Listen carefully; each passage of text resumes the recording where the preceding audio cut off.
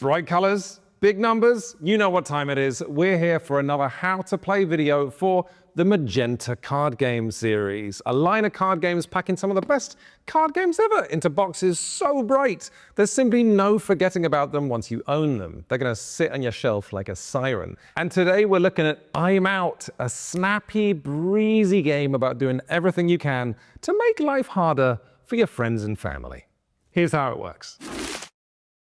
So the first thing that you're going to do in a game of I'm Out is take the deck and then deal it out to everybody with a number of cards going to each player based on your player count. And then, once everybody has a hand of cards, you're going to take what's left of the deck and get it out of here because you won't need it during the game. So in the simplest possible terms, I'm Out is a race to see who around the table can completely empty their hand of cards first. And once one of you is sat around the table with no cards in hand, they are the winner. You can stop playing, everyone else is a loser, and well, it's time to play another game of I'm Out, because this is a subtle game where the intriguing strategy of it is gonna reveal itself to you as you play time and time again. Just you wait and see.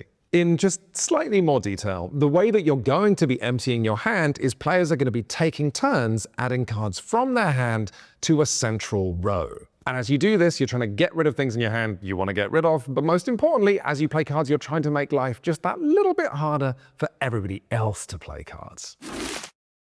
So in your first round of I'm Out, the first thing you're going to do is pick one player around the table to go first, and they are going to reach into their hand and add a card, or cards, we'll get to that later, into the central row. And just like that, the row has begun. Now, the first most important rule in I'm Out is that cards have to go in ascending order. So if the next player around the table wants to play an 11, it has to go to the right of this 6. If the next player around the table wants to play a 5, it has to go to the left of the 6. The next most important rule in I'm Out is that you have to play to the ends of the row, which means if I want to play an 11 or higher, that's cool. If I want to play a 5 or lower, that's fine. If I want to play a 6, 7, 8, 9, or 10, I can't, because my players around the table have made a cage for me, and that middle of the row is always totally inaccessible. The next most important rule in I'm Out is that not only can these numbers stack, you can actually play multiple cards of the same number on your turn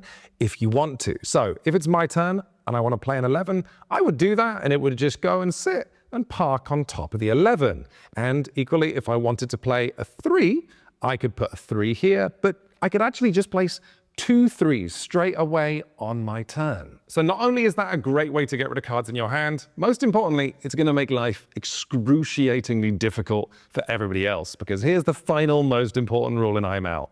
When you're playing to the end of the rows, so if I want to play an 11, 12, or 13, or a 3, a 2, or a 1, you have to play as many cards as there are cards at the end of the row. So if I wanted to play a 12 here, I couldn't. I would actually have to play 2 or more 12s. Or if we imagined the row looked like this and there was a second 5 here, I wouldn't be able to play a 5 on top of this on my turn. I would have to play at least 2 5s. It's maybe worth mentioning here that there's not an equal distribution of cards in the deck. There are way more cards towards the center of the pack, so 6s and 7s. There are way less 13s and 1s. Once play goes around the table and it's time for you to play a card again, and you don't want to, or you simply can't because your friends have gummed up your options with their hateful card play, it's time for you to pass. And the way you do that is you take what cards you have left over and put them face down in front of you, saying, I'm out, and then play continues with the next person after